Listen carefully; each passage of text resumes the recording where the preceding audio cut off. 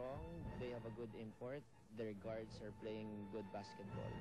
And it's just a matter of matching up their intensity, and hopefully with the kind of confidence that we have right now as a result of the victory against Talking Tex, we can match up well against them. Well, magandang laban to dahil gusto namin makabawi. Isang pana lang, i-champion na eh. So, siguro hindi lang talaga para sa amin. Bigyan namin sila magandang game and hopefully manalo kami. Well, kailangan medyo pag-igihan pa nila. Dahil nanalasa na itong Santa Lucia sa pag-uumpisa ng ating second half to post an 11-point lead after about 3 minutes of play here in the third quarter. It is now 48-37 in favor of Santa Lucia. And I hate to sound like a broken record and keep on referring back to that championship. But remember, in that championship, it was a third quarter that Santa Lucia owned in that finals. Every third quarter, they had a plus 11 during that finals. And again, naglaban na naman Pure Food Santa Lucia. Santa Lucia getting a big lead in this third quarter. Magoo! Jason, hindi lang ikaw yung broken record dito. Nung huling timeout, parang replay din ng mga paalala ni Coach Ryan sa kanyang bataan. Yung pinag-usapan nila, sinabi niya, if you turn the ball over, you have to sprint all the way down back to the paint to protect the transition game. Tapos pagkatapos na itong offensive attack, watch out dahil magpo-full court pressure na defense na ang Pure Foods. Well, Wesley Wilson was right there to block the shot.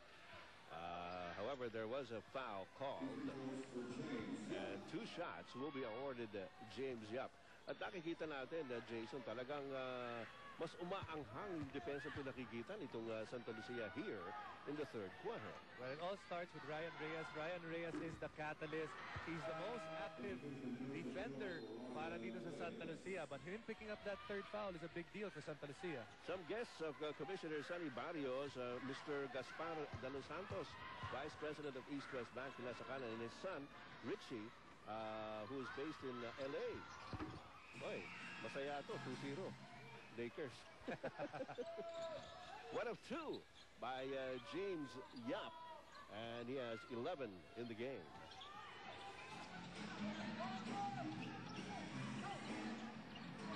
Dennis Espino gets it out to Joseph Yo.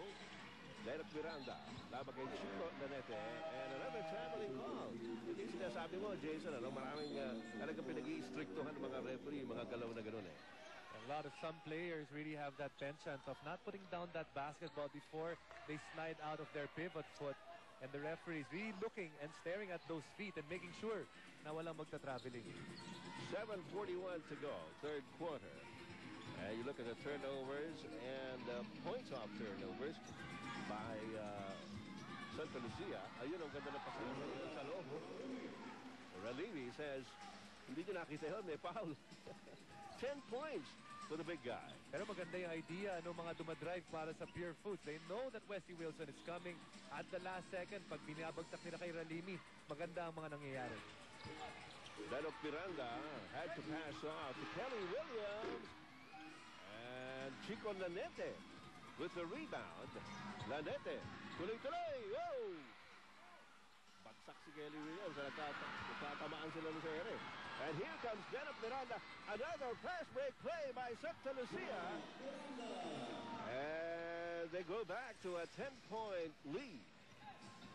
First 2 points lang yan ni Lennox Miranda in the game. We know Lennox Miranda, really fast first type of guy. Pagkakataon na yun. Good defense again para sa Santa Lucia, resulting in that layup. Juan Salvador, despite Kelly Williams harassing him,